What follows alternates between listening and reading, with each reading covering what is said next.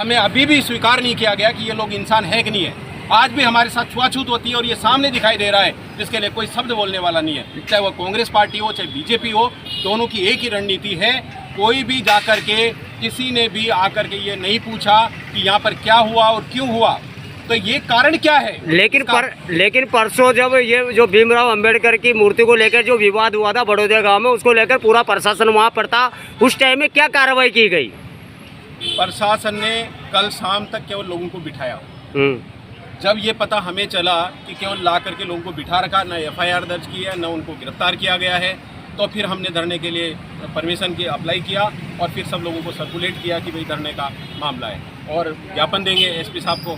तो जैसे ये खबर वापस वहाँ तक पहुँची, तब फिर उन्होंने आनन फानन में रिक्वेस्ट की कि हम लोग काम कर रहे हैं और हम जल्दी से ही आपकी जो भी जितनी भी मांगे हैं वो सारी की सारी चीज़ मांगे मान लेंगे।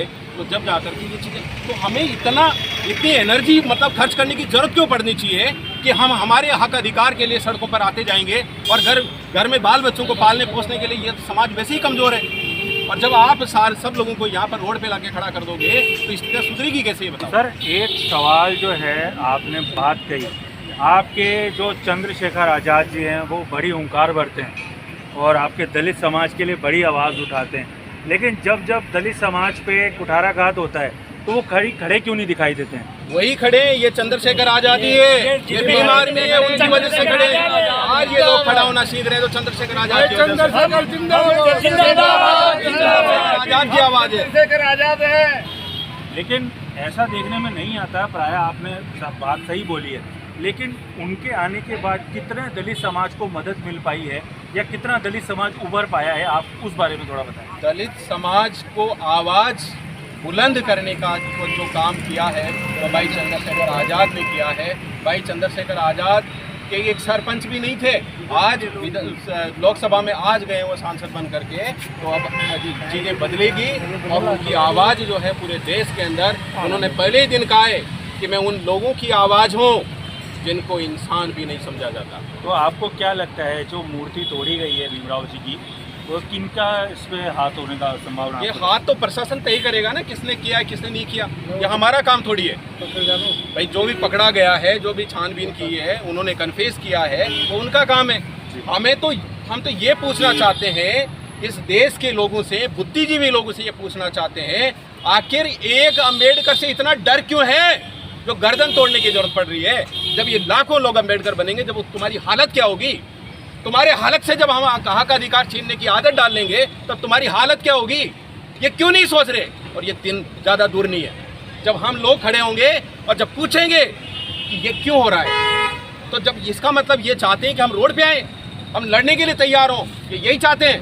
बाबा साहब अम्बेडकर ने कानून के दायरे में रह करके और काम करना सिखाया है और भाई चंद्रशेखर आज़ाद भी हमें यही सिखाते हैं। मतलब आपका कहने का मतलब है चंद लोगों के द्वारा समाज में लोगों के बीच में भ्रांतियाँ फैलाने का कार्य किया जा रहा है। ये काम आज से नहीं हो रहा साहब, भ्रांतियाँ फैलाने का काम हजारों सालों से हो रहा है। संविधान आने के बाद, संविधान बनने के बाद जो स्थितियाँ बदल रही थी, परिवर्तित हो रही थी, लेकिन राजनीतिक ताकत जो है, राजनीतिक जो भविष्य निर्धारण का काम करती है, पार्टियों में वो औकात नहीं है जिसकी वजह से सबको इक्वलिटी प्रदान की कोशिश करेंगे नहीं तो बराबर होंगे कैसे? जाके देखो गांव में आज भी क्या छुआछूत है कि नहीं, आप ही बताओ। मैं आप लोगों से पूछता हूँ कि छुआछूत है कि नहीं है, तो क्यों है भाई वो आज भी जिंदा क्यों है? इसका कारण क्या है? लेकिन ऐसी समाज एक परस्पर क्यों नहीं आ पा रहा है? परस्पर आ रहे हैं, ये आ ही तो रहे परस्पर, और क्या है परस्पर चलने के लिए? परस्पर का मतलब क्या होता है? आप क्या चाहते हैं? ये सब लोग इकट्ठे हैं, बाकी लोगों के बारे में क्यों नहीं पूछते कि वो सब इकट्ठे हैं? आपका जो रोष है मैं सारा व्याप्त मानता हूँ, लेकिन जब एक दलित को एक स्वर्ण के द्वारा मारा जाता है, तब कहाँ दलित के तो उस स्वर्ण को ऐसा क्यों नहीं पश्चाताप होता कि उसको दलित समाज द्वारा पश्चाताप करवाया जाता?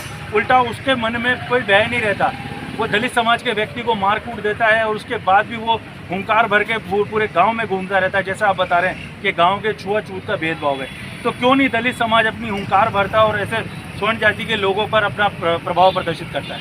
उसी कमाल कर दिया, शानदार क्वेश्चन पूछा है। मैं इसका जवाब पहले ही देने वाला था, लेकिन आपने सवाल पूछ करके जो दर्द था उसको बाहर ला के खड़ा कर दिया। यहाँ पर एक कुत्ता पानी पी सकता है उस जगह पर जहाँ पर उस दलित को जाने की औकात नहीं है, तो उसका कारण क्या है? उसका कारण है वो धार्मिक षड्यंत्र, वो धार्मिक ग्रंथ, वो धार्मिक पाखंड जो लिखित में लिखे हुए हैं, और वो जब तक चलते रहेंगे जब तक उनको कोई पूछने वाला नहीं है। तो यहाँ दलितों में जो रोष है उसका कारण क्या है, क्यों नहीं दिया जा रहा? लेकिन वो चाहते हैं कि हक अधिकार क्यों दे, क्योंकि धर्म ग्रंथों में तो ये लिखा है, तुम्हारे लिए तो कुछ है ही नहीं। तो कारण वह है, और ये क्या है, लिखित में है और धार्मिक रूप से लिखित में है। तो संविधान भी तो ST SC के लिए बनाया गया था ना, धर्म तो एक तरफ रह गया। आज आप जो लड़ रहे हैं संविधान की लड़ाई तो लड़ रहे हैं, आज एक स्वर्ण से पूछे तो सही, तो धर्म की आड़ में आप लोगों पर हाथापाई और कैसे कर सकता है? उसके मन में भय क्यों व्याप्त नहीं है? बिल्कुल, बहुत अच्छा। आज जो सरकारें बनी हुई है, 10 साल से जो सरकार चल रही है, वो सरकार संविधान के दायरे में चल रही है या फिर मंदिर बना करके बैठे हैं वो लोग? क्या कर रहे हैं बताओ आप? कहाँ है संविधान? यही तो लड़ाई है, यही तो बात है, यही तो सोचने का विषय है।